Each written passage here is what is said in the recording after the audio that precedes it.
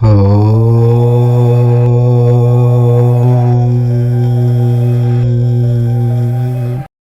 వినాయక చవితి.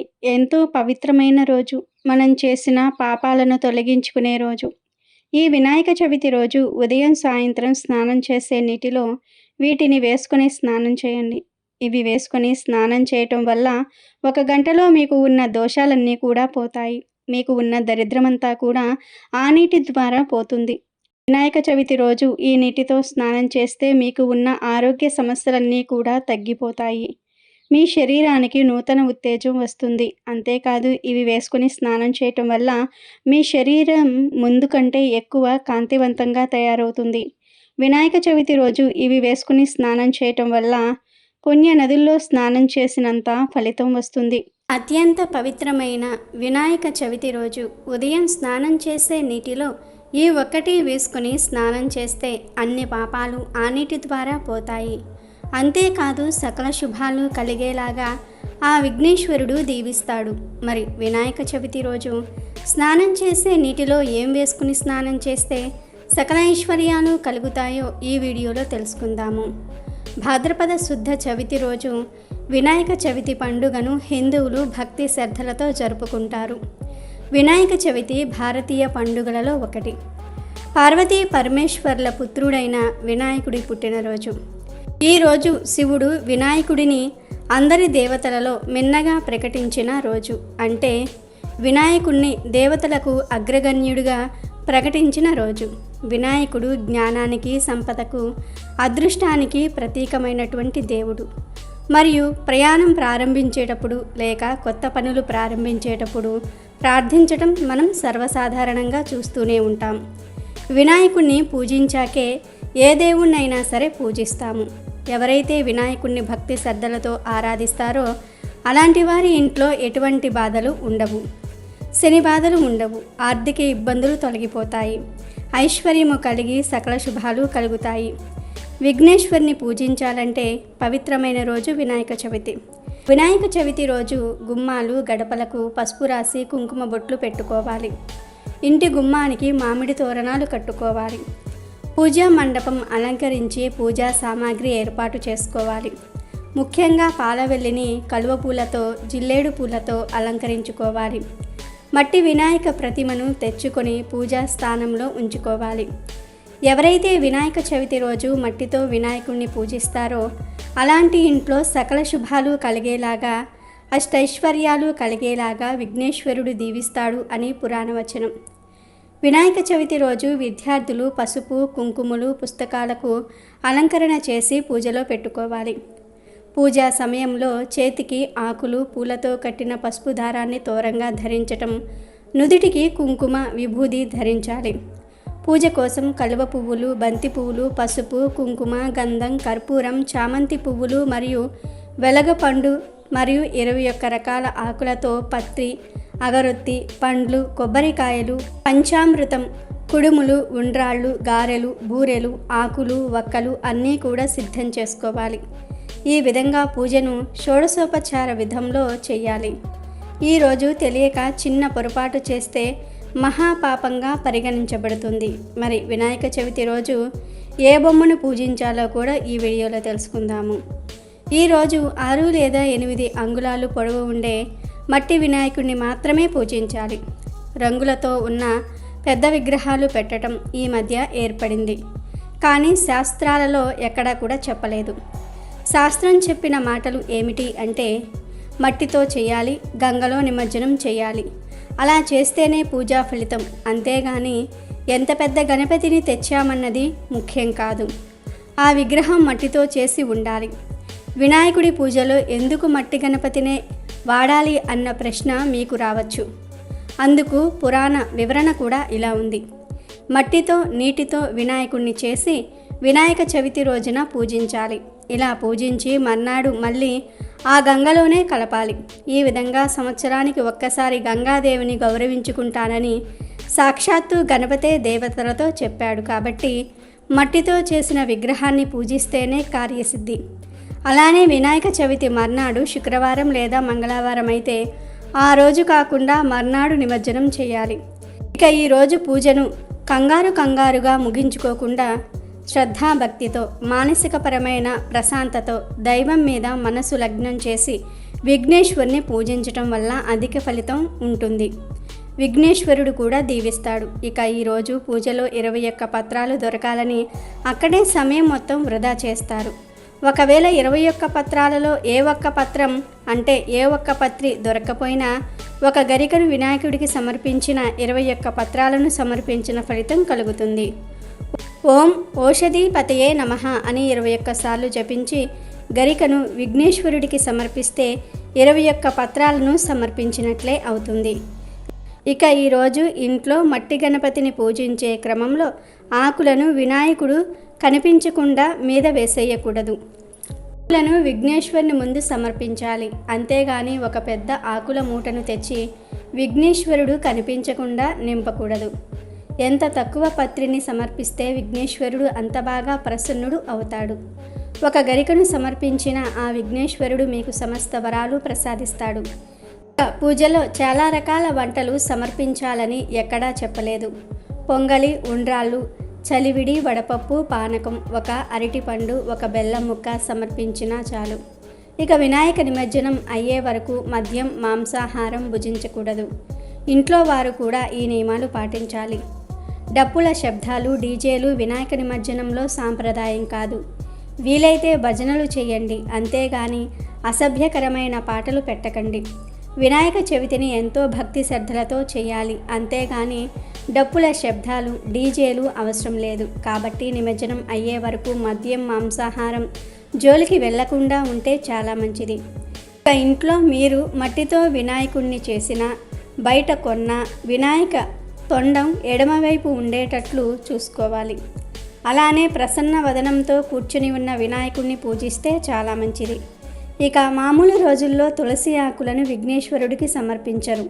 కానీ ఈ ఒక్కరోజు మాత్రం తులసి ఆకులను విఘ్నేశ్వరుడికి సమర్పించవచ్చు. ఇక బలవంతంగా చందాలు వసూలు చేసి పెద్ద పెద్ద వినాయక విగ్రహాలు కొనాల్సిన అవసరం లేదు. చిన్న మట్టి వినాయకుడిని ఇంట్లో పూజిస్తే ఎంతో పుణ్యం. అదే నిజమైన భక్తి. కాబట్టి మట్టి గణపతిని పూజించాలి. కాబట్టి వేల రూపాయలతో రంగులు, కెమికల్స్తో కొని తెచ్చిన వినాయకుని విగ్రహం నీటిలో కరుగదు. అలాంటప్పుడు పూజా ఫలితం కూడా దక్కదు. పైగా పర్యావరణానికి ఎంతో హాని. మన భారతీయ పండుగలన్నీ కూడా ప్రకృతితో మమేకమై ఉంటాయి. ఇవి మీకు వినడానికి కష్టంగా ఉన్నా ఇదే నిజం. కాబట్టి చిన్న మట్టి విగ్రహాన్ని అందరూ ఇంట్లో చేసుకొని ఆ విఘ్నేశ్వరుని అనుగ్రహాన్ని అందరూ పొందాలి. అయితే ఈ వినాయక చవితి రోజు కొన్ని తప్పులు, పొరపాటును కూడా చేయకూడదని పండితులు చెప్తూ ఉన్నారు. వినాయక చవితి రోజున చంద్రుడిని చూడటం దోషం. చంద్రుడు వినాయక చవితి రోజు నుండే ఆకాశంలో విహరిస్తాడు. గణేష్ చతుర్దశి రోజున చంద్రుడిని చూడకూడదని శాస్త్రాలు చెప్తూ ఉన్నాయి. చూస్తే ఆ వ్యక్తికి తప్పుడు ఆరోపణలు ఎదుర్కోవాల్సి వస్తుంది. పురాణాల ప్రకారం ఒకసారి శ్రీకృష్ణుడు గణేష్ చతుర్థి రోజున చంద్రుడిని చూశాడు. దాని కారణంగా ఆయన కూడా నీలాప నిందనలకు బలి కావాల్సి వచ్చింది. గణేష్ చతుర్దశి రోజున చంద్రుడిని చూడటం గురించి మరొక పౌరాణిక నమ్మకం ఉంది. దీని ప్రకారం వినాయకుడు ఈ చతుర్థి నాడు చంద్రుడిని శపించాడు. ఈ కారణంగా చతుర్థి నాడు చంద్రుడిని చూడకూడదు. ఎవరైనా చంద్రుడిని పొరపాటున చూస్తే శవంతో వ్యాఖ్యానం కథ వినాలి. అప్పుడు ఆ దోషం పోతుంది. లేదా ఈ మంత్రమైనా సరే జపించాలి. సింహ ప్రసేన మవదీత్ సింహో జాంబవతాహతః సుకుమార కమారోధి స్తవ శేషః సమంతః. ఎంతో పవిత్రమైన వినాయక చవితి రోజు మీరు ఈ చెట్టును తాకితే చాలు మీ దశ మారిపోతుంది, నరక బాధలు పోతాయి, మహారాజయోగం పడుతుంది అని శాస్త్రాలు చెప్తూ ఉన్నాయి. చెట్లు, మొక్కలు మానవ జాతికి ఎంతో మేలు చేస్తూ ఉంటాయి. ప్రతి సంవత్సరం చిగురిస్తూ పుష్పిస్తూ కాయలు, పండ్లు అందించే వాటిని చెట్లు అంటారు. అలా కాకుండా ఒక్కసారి కాచి చనిపోయే వాటిని మొక్కలు అంటారు. చెట్లు నేల పట్టుత్వాన్ని, భూసారాన్ని చక్కగా కాపాడుతాయి. ప్రకృతికి అందాలను చేర్చటంలోనూ వ్యవసాయంలోనూ చెట్లు ప్రధాన పాత్ర పోషిస్తూ ఉంటాయి. చెట్లు తదితరాలలో కూడా మనిషిలో ఉన్నట్లే పంచభూతాలు ఉన్నాయి. వాటికి కూడా మనిషికి లాగే వినటము, వాసన, చూడటము, రసం, స్పర్శ, దృష్టి అనే 5 ఇంద్రియాలు ఉన్నాయి. అవి ఇతర జంతువుల్లాగా పైకి కనిపించకపోవచ్చు, మాత్రం చేత వాటిని లేవు అని అనడానికి వీలులేదు. వృక్షంలోనూ ఆకాశం అనేది ఉంది. చెట్లకు స్పర్శను పొందే లక్షణం ఉంది. అలాగే గాలి వీచినప్పుడు, పిడుగులు పడుతున్నప్పుడు కలిగే ధ్వనులకు పువ్వులు, పండ్లు రాలిపడుతూ ఉంటాయి. అంటే ఆ ధ్వనిని వినే శక్తి ఆ చెట్లకుంది. తీగలు చెట్లను చుట్టుకొని లేదంటే పందిరికి ఎగబాకుతూ ముందుకు సాగిపోతూ ఉంటాయి.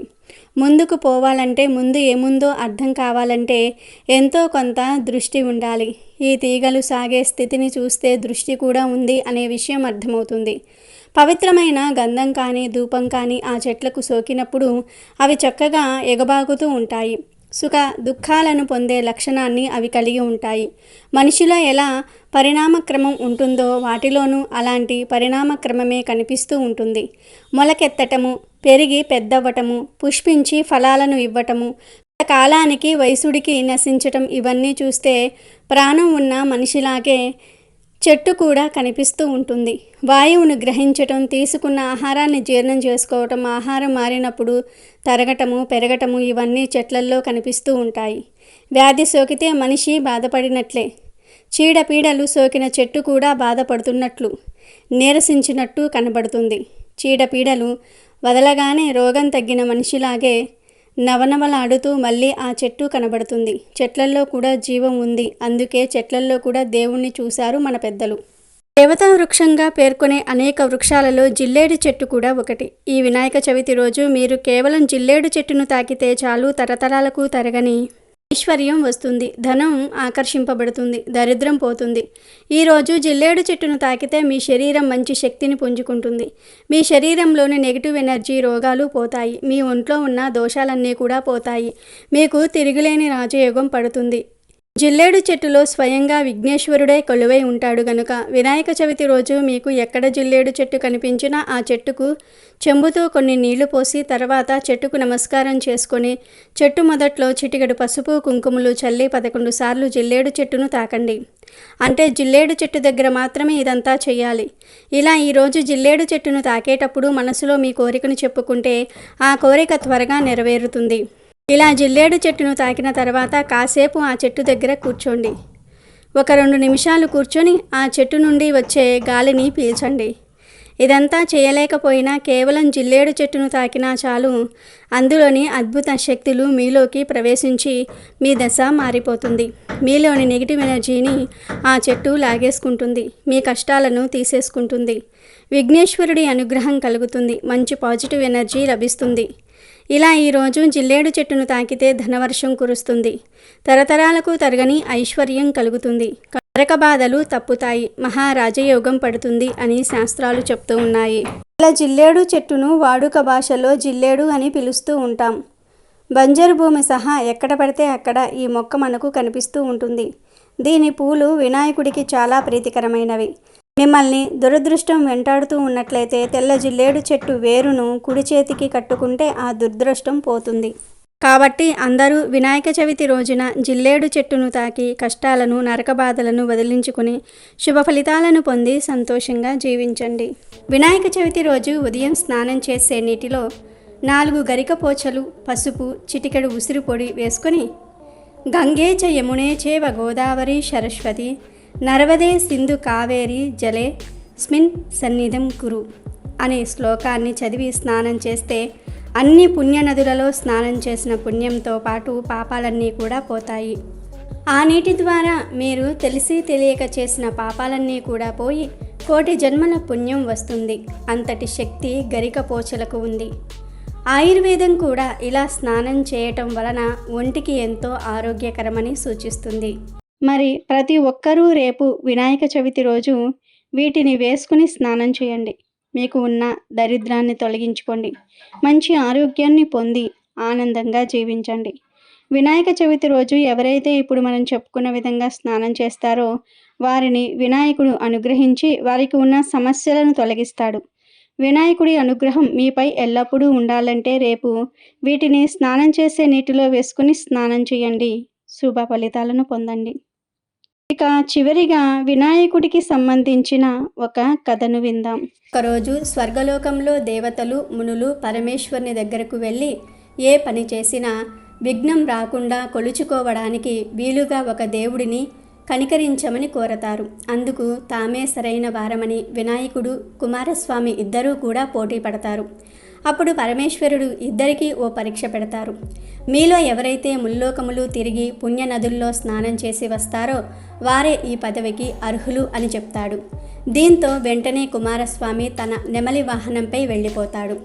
వినాయకుడు మాత్రం తాను ఎలా ఈ కార్యాన్ని పూర్తి చేయగలను అనే సందేహాన్ని శివుడు ముందుంచుతాడు. అప్పుడు శివయ్య తన కొడుకుకు నారాయణ మంత్రం జపించమని చెప్తాడు. ఆ మంత్రాన్ని ఒక్కసారి జపిస్తే 300 కల్పంలో ఉన్న పుణ్యనదుల్లో స్నానం చేసినట్టవుతుందని చెప్తాడు. ఇందుకు అంగీకరించిన గణనాథుడు ఈ మంత్రాన్ని ముల్లోకములకు సమానమైన తల్లిదండ్రుల చుట్టూ 3 సార్లు ప్రదక్షిణ చేస్తాడు. దీంతో కుమారస్వామికి 3,50,00,000 నదులలో ఏ నదికి వెళ్ళినా అప్పటికే గణేశుడు ఆ నదిలో స్నానం చేసి తనకు ఎదురు వస్తున్నట్లుగా అనిపించేవాడు. అన్ని నదులు తిరిగి కైలాసానికి వచ్చేసరికి అదే సమయంలో అన్న వినాయకుడు తండ్రి పక్కనే ఉంటాడు. విషయం తెలుసుకున్న కుమారస్వామి తన అహంకారానికి చింతించి తండ్రి అన్న మహిమ తెలియక తప్పు చేశా, నన్ను క్షమించి అన్నకే ఆధిపత్యం ఇవ్వండి అంటాడు. అలా భాద్రపద శుద్ధ చవితి రోజున గజాననుడు విఘ్నేశ్వరుడు అయ్యాడు.